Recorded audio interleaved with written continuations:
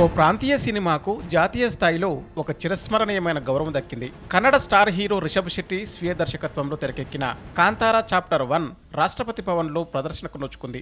Box office రికార్డులను తిరగరాసిన ఈ చిత్రం ఇప్పటికే దేశంలోనూ విదేశాల్లోనూ ప్రేక్షకుల హృదయాలను గెలుచుకుంది. ఈ చిత్రం అక్టోబర్ 5న న్యూఢిల్లీలో ఉదయం 10 గంటల నుంచి రాత్రి 9 గంటల వరకు 3 ప్రత్యేక షోలను ప్రదర్శించారు. రుక్మిణి వసంత్ హీరోయిన్ గా నటించిన ఈ మూవీని ప్రముఖ నిర్మాణ సంస్థ హోంబాలే భారీ బడ్జెట్ తో నిర్మించింది. కాంతారా బ్లాక్ బస్టర్ హిట్ కొట్టడంతో దీనికి సీక్వెల్ గా చేసిన కాంతారా చాప్టర్ 1 భారీ అంచనాల నడుమ అక్టోబర్ 2న వరల్డ్ వైడ్ గా విడుదలైంది.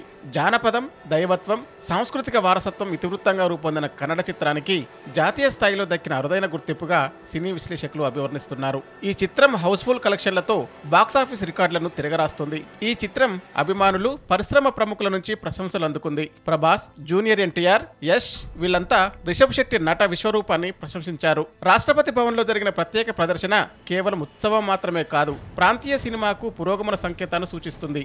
భాష, భౌగోళిక సరిహద్దులను దాటి అత్యున్నత సాంస్కృతిక శిఖరాలను అందుకుంది.